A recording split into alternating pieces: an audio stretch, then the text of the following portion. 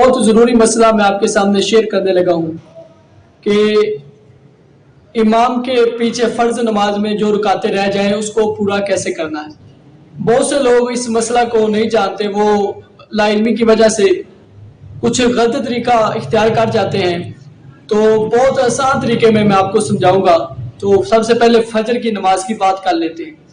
آپ فجر کی نماز پڑھنے کے لیے مسجد میں آئے اور امام صاحب ایک رکعت پڑھ چکے ہیں، دوسری رکعت کے لیے کھڑے ہوئے ہیں۔ تو دوسری رکعت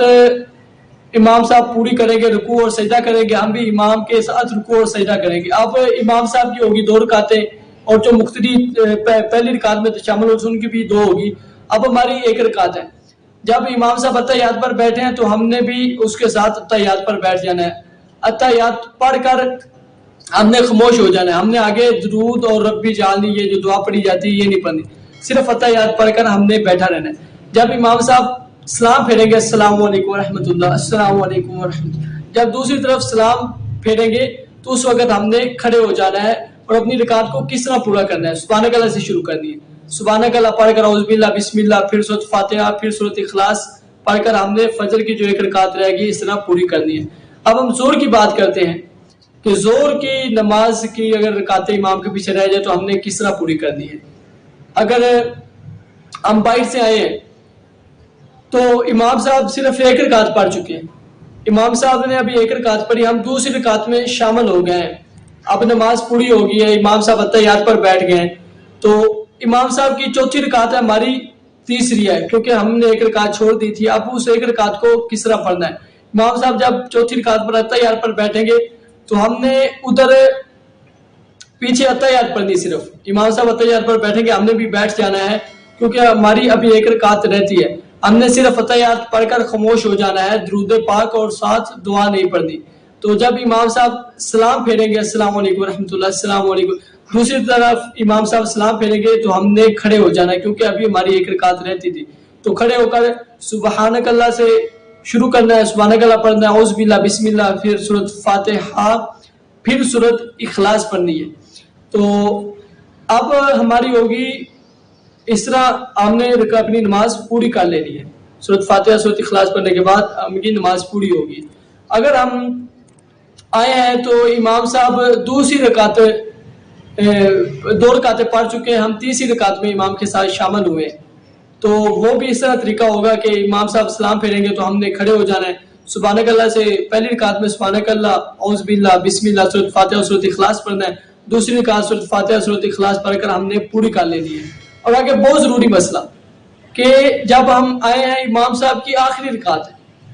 امام صاحب کی چوتھی رکعت ہے، ہم چوتھی رکعت میں شامل ہوئے ہیں، امام صاحب کی تو 4 ہو چکی ہے اور ہماری 1 ہے، ہم نے باقی 3 رکعتوں کو کیسے پڑھنا ہے، اس پر بہت غور سے مسئلہ ذہن میں رکھنا، بہت سے لوگ اس سے ناواقف ہیں۔ اب ہم نے امام صاحب کے ساتھ 1 رکعت پڑھی، امام صاحب کی چوتھی رکعت ہے، وہ اتحیات پر بیٹھ گئے، تو اتحیات پر امام صاحب بیٹھ گئے تو انہوں نے تو اتحیات کے بعد درود پاک بھی پڑھنا ہوگا ربی جعلنی، لیکن ہم نے صرف اتحیات پڑھ کر خاموش ہو جانا ہے۔ اب جب امام صاحب سلام پھیر دیں گے تو ہم نے کھڑے ہو جانا ہے۔ اب ہماری دوسری رکعت شروع ہوئی ہے، ہم نے سبحانک اللہ سے شروع کرنی ہے، سبحانک اللہ، پھر اعوذ باللہ، پھر بسم اللہ، پھر سورۃ فاتحہ سورۃ اخلاص۔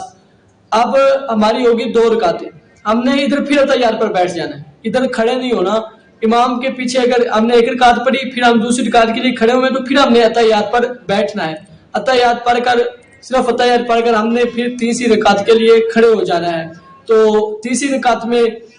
سورۃ فاتحہ پڑھنی ہے، سورۃ اخلاص پڑھنی ہے، اس طرح چوتھی رکعت میں بھی سورۃ فاتحہ اور اس کے ساتھ سورۃ اخلاص ملانی ہے۔ اسی طرح یہ ہماری 4 رکعتوں والی نماز پوری ہو جائے گی، اور اس طرح عصر کی بھی نماز کا یہی طریقہ، اور عشاء کی جو 4 فرائض ہے اس کا بھی یہی طریقہ ہوگا، اور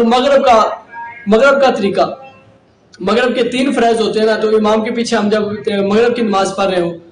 تو ہم باہر سے آئے، امام صاحب کی تیسری رکعت ہے، 2 رکعتیں امام صاحب پڑھ چکے ہیں، ہم امام صاحب کے ساتھ تیسری رکعت میں اگر شامل ہوئے ہیں تو اس میں کچھ تھوڑا سا توجہ سے کام کرنا ہوگا کہ